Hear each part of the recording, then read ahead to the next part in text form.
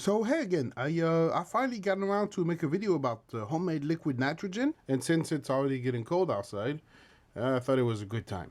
And I know it's been done many times before by very good YouTubers like Ben from Applied Science. It's an excellent channel that I strongly recommend. Or The King of Random when it was still interesting, and plenty other guys. Just type in DIY liquid nitrogen in the search bar and many results will pop up. So anyway, let's get started. I purchased these stirling coolers on eBay. These are little pumps that compress helium from one side to the other. They're powered by AC currents, and what you see right here is the cooling area, and this part right here gets very cold. So usually these devices are air cooled, but I thought it was better to water cool it, so I built this sleeve out of PVC pipes to go around it, and what you see right here is the water cooling system. I have this Dewar bottle to collect the liquid air, and I made this heat sink out of copper pipes, and I can keep track of the temperature with this cryogenic thermometer. Displays the temperature in Celsius. Put it in the Dewar and we're ready to go. And I also monitor the temperature of the water coming out of the cooling jacket, making sure it doesn't warm up too much. 12 degrees is pretty good.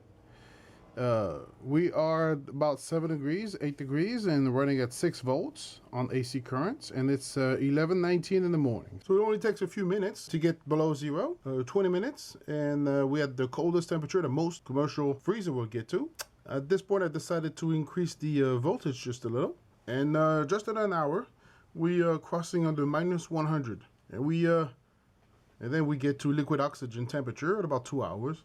Now, somewhere around 190, 191 below zero, air will directly condense on the heatsink and drip at the bottom of the door. Now, if I keep the cooling temperature low, which is what's going on here, I get to 193 degrees below zero, which is pretty amazing considering that this thing is running only on about 12 volts. So it's pretty amazing to me that we can get this low in temperature. It is amazing, but it still does consume quite a bit of electricity. So after 7 hours, I decided to stop it. So to cool anything down 220 some degrees, it takes a lot of energy. And then you still end up with a boiling liquid on the verge of evaporating. So I didn't expect to find too much in there, but there's a little bit slushing. What do we have in here? A little bit of liquid. Oh, we have quite a bit. What we can do is this typical experiment where a magnet can separate the... So here's a powerful magnet. I can just separate.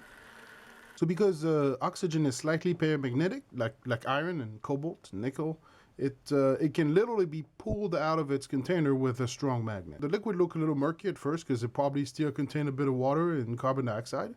Over time, it will turn blue because nitrogen evaporates faster than oxygen, so it leaves the oxygen behind. Another cool thing that could be done with liquid air is to force it to evaporate. And that can be done by creating a vacuum above the surface of the liquid. We're removing the warmer molecule, leaving behind the coldest one until effectively it freezes completely over. For nitrogen, this happened around 210 degrees below zero, and my thermometer cannot read it. So I can't show you the actual ice, but I can certainly show the temperature drop. I guess I'm not cool enough.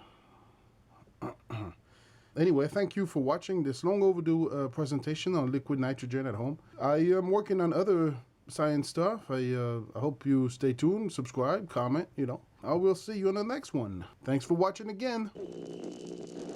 Damn it!